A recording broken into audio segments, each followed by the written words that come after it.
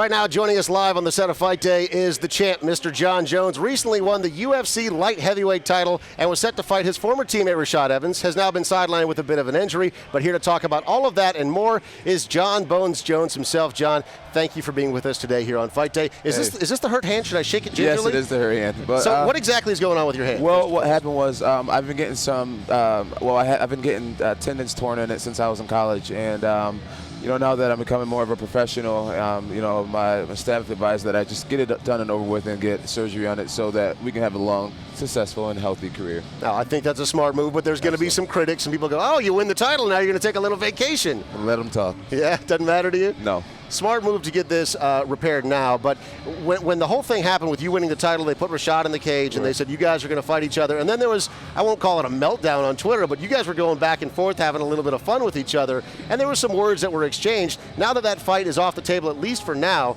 do you regret any of that? No, not at all. Not at all. If you look closely and check out my Twitter page, you'll realize that I didn't really say anything offensive towards him. I think I said, like, come on, man, or, like, come on, son, like, calm down, or what else? I really didn't retaliate with him. I like to fight, and I like to speak with my actions. And Rashad, he does commentary, and he talks. That's what he does. So it's like, it's whatever. So you didn't take anything too personally? No, I'm not going to play his game. What about the split of the camp? I mean, was that a difficult thing for you? No, it wasn't. I mean, that was his decision. That was his move. I'm still with the same camp, and I have the guys who's taught him a lot about fighting. They're going to be teaching me how to beat him. So I'm excited. Let's talk about when you won the title. You beat Shogun Rua. The day of that fight, you were fighting crime in the streets of Newark, New Jersey, and that became almost as big of a story as you winning the UFC light heavyweight title. Yeah. You're going on Jay Leno to talk about it, but for those that haven't heard the story yet, what exactly happened that day when you were with your coaches? To make this story a little shorter, I basically showed up at a park to meditate before the fight, and as we pulled up to the park, an older couple ran up to us saying that they had just been robbed and they were looking for help.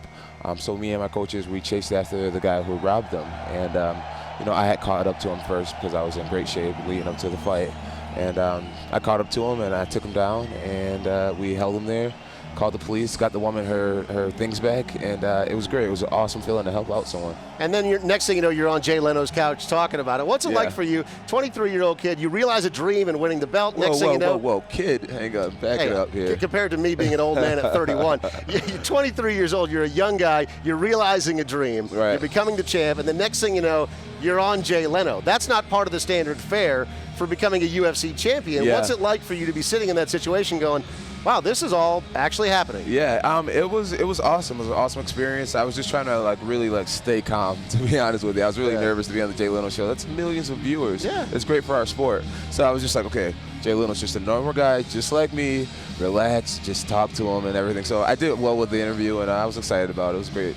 Now, everyone's asking what's next for Jon Jones. We know that you're going to take some time off to get the hand healed. How long is that going to take? Well, I think I might be having surgery mid-May, and we're predicting that I probably shouldn't use the hand for at least 2 months. So I'll be taking time off. But, there's a lot of psychology that goes into fighting, so I really won't be off. It's like the mental training and just learning how to be more of a warrior. You can always study. You can never, study enough. So I'll be on point on this downtime.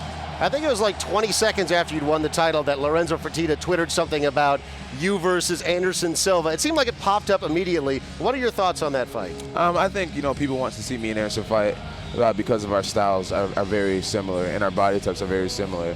Me and Anderson, we both have a lot of respect for each other, and, us two ever fighting each other, that would be strictly up to the UFC.